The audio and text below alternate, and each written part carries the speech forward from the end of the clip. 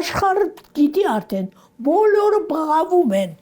Ցեղասպանություն, հայկական ցեղասպանություն, հայկական ցեղասպանություն, առաջի ցեղասպանություն, հայտարարակ ցեղասպանություն։ Շուրիի տարելեի օպերա։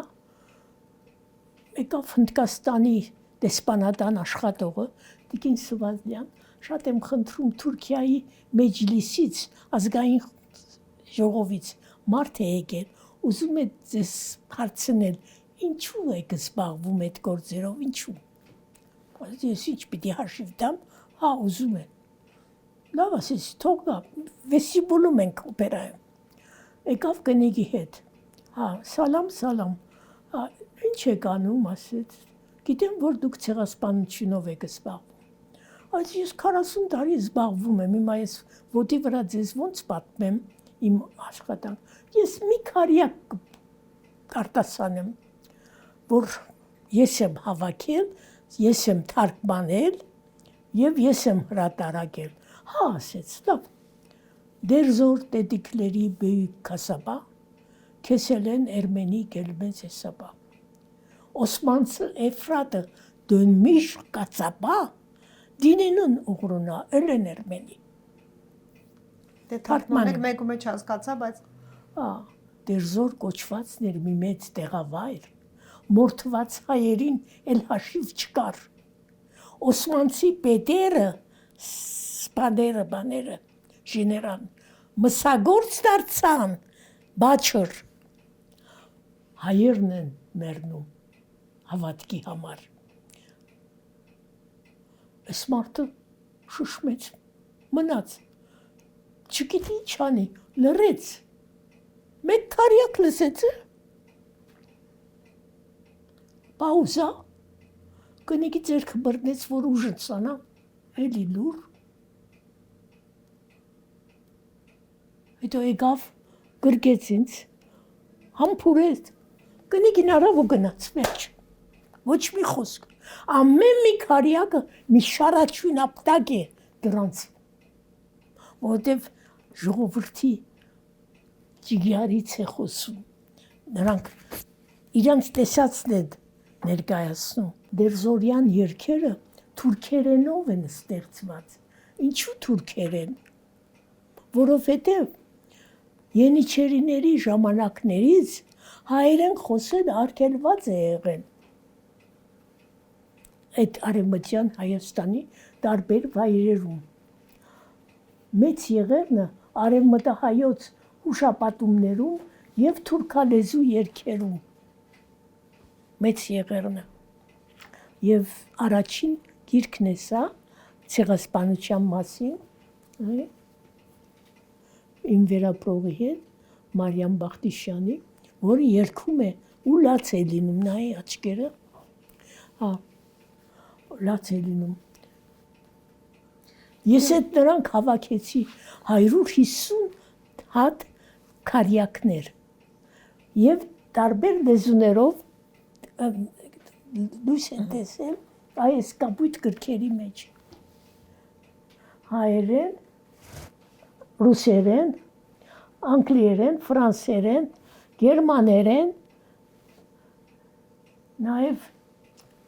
նաև թուրքերեն, Թուրքիայում, արևմտահայոց թուրքալեզու բանահյուսություն, որովհետև Ենիչերիների ժամանակներից արգելված է եղել հայերեն խոսելը որոշ շրջաններում, հատկապես Կիլիկիայում և Փոքր Ասիայի այդ տարածքներում, Կեսարիա, Մալաթիա, Սեբաստիա, հետո նաև Պարտիզակ և այլն, մինչև ծովի ափ։ Բոլոր բարբարներով գրելու ժամանակ ես սղագրել եմ, մենք ձեռքի հեռախոս չունեինք, ձեռքով էի գրում, սղագրում էի, և դա օգնեց ինձ, որպեսզի կարողանամ հավաքել։ Բարբարներով գրելուց բացի, թուրքալեզու նյութ, որ հանդիպել եմ, ես գրի եմ արել, առանձնացրել եմ, հիմա ժողովածու է լինելու։ Նույնիսկ ոտանավոր կա, դպրոցը մտան, վարժում բռնեցին, Բերանը բացեցին, ախաման, լեզուն կտրեցին, վայ աման։ Ինչու, որովհետև թուրքերեն էր պետք է խոսեր, այնինչ հայերեն էր խոսում եւ երեխաներին հայերեն էր սովորեցնում։ Այնպես որ արգելված է, ես բանի սկզբի գիտական ուսումնասիրության մեջ բացատրում եմ, թե ինչու այդպես այդ երգերը ամեն մեկը մի ցաղմրկիչուցիչ տեսարան է ցեղասպանության։ Դու ո՞նց ես ուզում այսօր Փաշինյան, որ մոռանանք ցեղասպանությունը, չհիշենք, ինչ անենք, բոլորի ուղեղները դատարկենք, ո՞նց դատարկենք, եթե դատարկվի, դատարկվենք, աշխարհը գիտի արդեն, միայն թուրքը չի ընդունում, ինչու չի ընդունում, որովհետև ինքը չի ապրել այդ տառապանքով, և իրենք գիտեն, շատերը գիտեն, նույնիսկ Ակշամը գիտեք չէ, թուրք ման է, ասում է հայոց ցեղասպանությունը իսկական ցեղասպանություն է, եթե հայոց ցեղասպանությունը ցեղասպանություն չէ, ուրեմն աշխարհում ոչ մի ցեղասպանություն չի եղել, սա իր խոսքերն է, իմը չի, թուրք է մարդը, բայց արդեն գիտեն, նույնը եւ Ռակիբ Զարաքոլուն վերջերս Facebook-ում բան կար, որ Թուրքիայում լույս է տեսել Արամ Անտոնյանի մեծ ոճիրը գիրքը թուրքերենով, հայ է թարգմանած, անունը փոխված։ Էս էլ թուրքերենն է, այս նույն գրքի թուրքերենը լույս տեսավ։ Էրմենի սոյքրմը Թուրքիայում Ռակիբ Զարաքոլուն է հրատարակել, դիսիդենտ գրող եւ հրապարակախոս, որը առաջին անգամ եկավ եւ Եղեռնի հուշարձ համալիրի մոտ ծնկի եկավ ու ներողություն խնդրեց հայ ժողովրդից, որ իր երկիրը այդքան ցավ է պատճառել հայերին, այնպես որ այդ անձնավորությունը, որը հիմա Շվեդիայում է, քանի որ իմ գիրքը լույս տեսնելուց հետո թուրքերենը Թուրքիայում լույս տեսավ եւ ինքը եկավ դումիասա վարեցին իր դպարանը, որովհետև Բելգե էր կոչվում, փաստարկ, այսինքն միայն փաստարկներն է դպում, ուրիշ բան խրբրը բաներ չի դպում, եւ ասեց մեկ օրով փախուստ եմ դվել, ինձ հետապնդում էին, եկա Վերժինե Հանմին գիրքը նվիրելու, հետո չգիտեմ ինչ կլինի իմ վիճակը, ինձ հետապնդում են, եւ մեկ օրվա մեջ ազգային գրադարանում Տիգրան Զարդարյանը տնօրենը կազմակերպեց շնորհանդեսես 3 գրքերի եւ ինքը ելույթ ունեցավ Զարաքոլուն,